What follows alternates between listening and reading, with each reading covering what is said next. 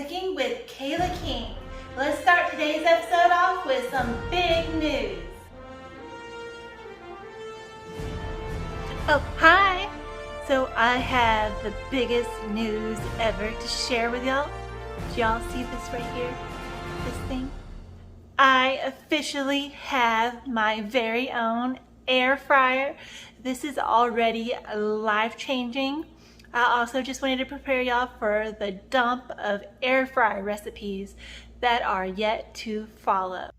Having an air fryer is completely life-changing. I feel like it actually makes things like fried chicken crispier than when you fry them in oil. And an added plus is that your food is fried with air and not oil, so it's a little bit healthier.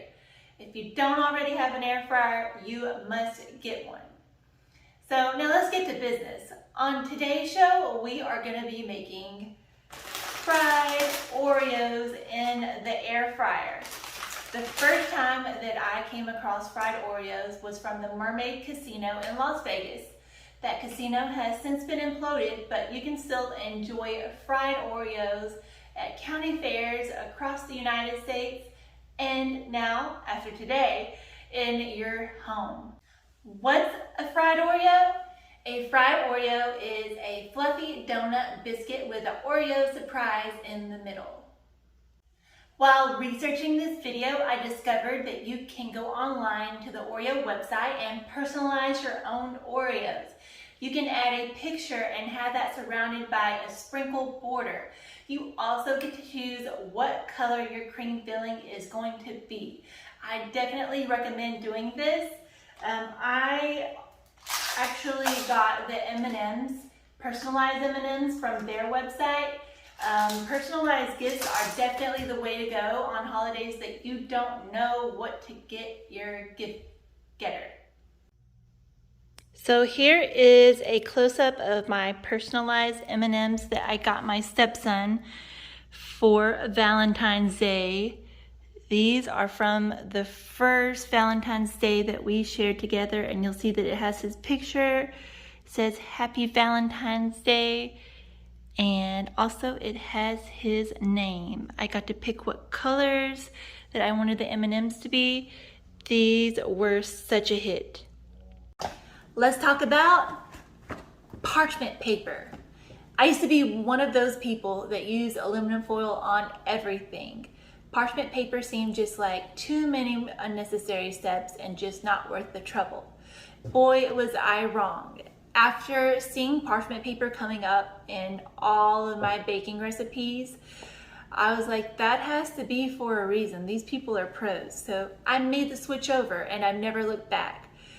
Parchment paper is your added insurance that whatever you're cooking is not going to stick.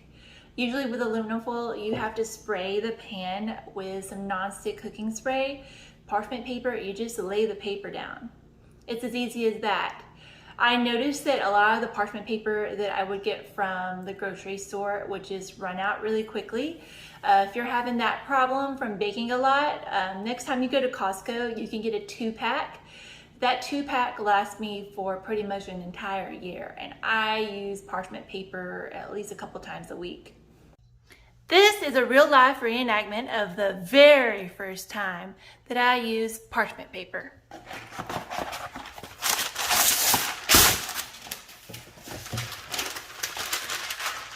That was smooth. A little snipperoos here.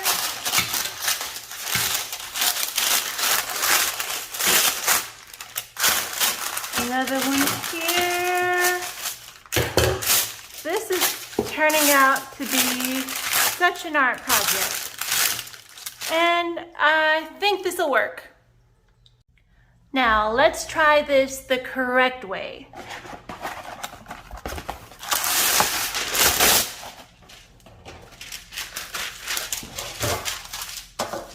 Just lay the pan on top of the parchment paper and use a pencil to trace around the pan.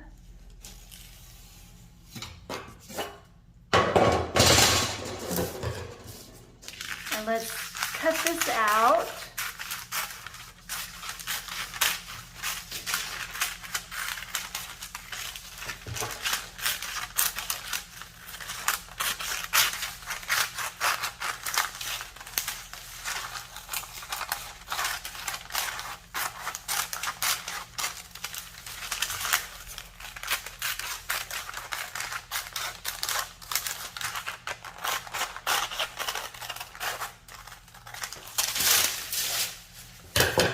All right, and did it work? Voila! Let's make our homemade Bisquick. All that Bisquick is a flour, a rising agent, a fat. I'm using butter, but you can also use shortening or vegetable oil.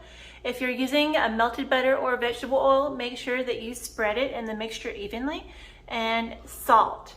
So just add 1 cup of flour, 1.5 teaspoons of baking powder, 1/4 teaspoon of salt, and then 1 tablespoon of butter.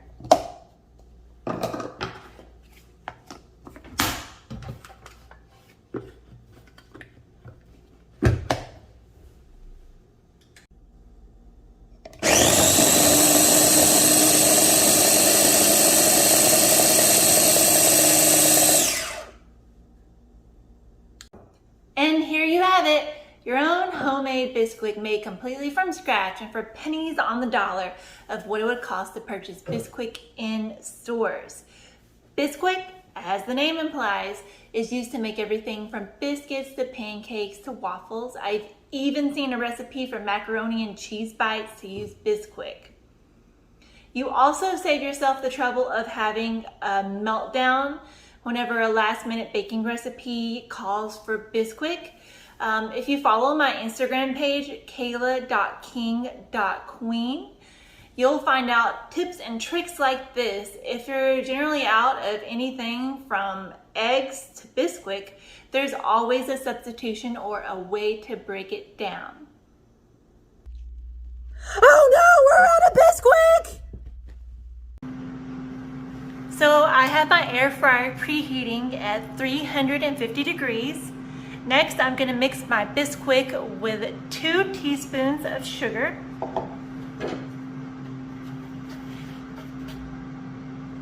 I've also already beaten 1 large egg, so I'm going to add 1 teaspoon of vanilla and 1/4 cup of milk. We're gonna give that a stir. I'm gonna add this to the 1 cup of Bisquick. And we want our batter to turn out as thick as cake batter. Looks like I'm definitely going to need a little bit more milk, so let me go grab that. Right, let's add some more milk. Little by little.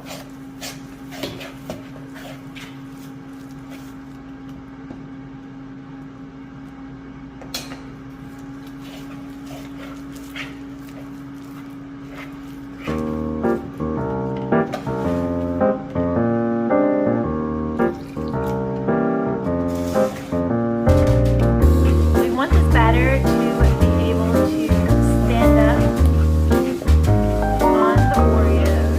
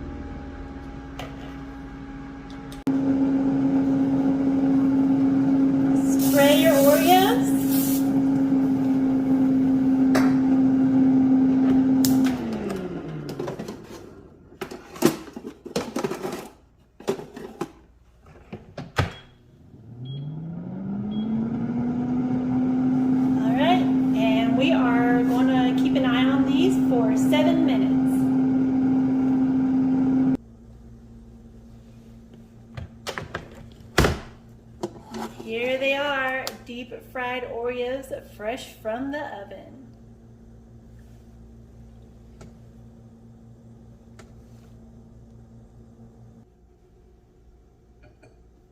Dust with powdered sugar.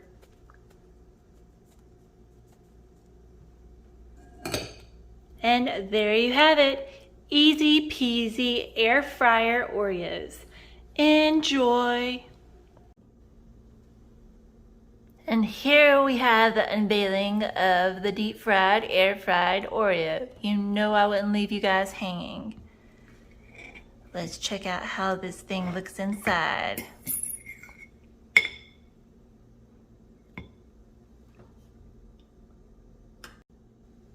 You're being hypnotized with an Oreo.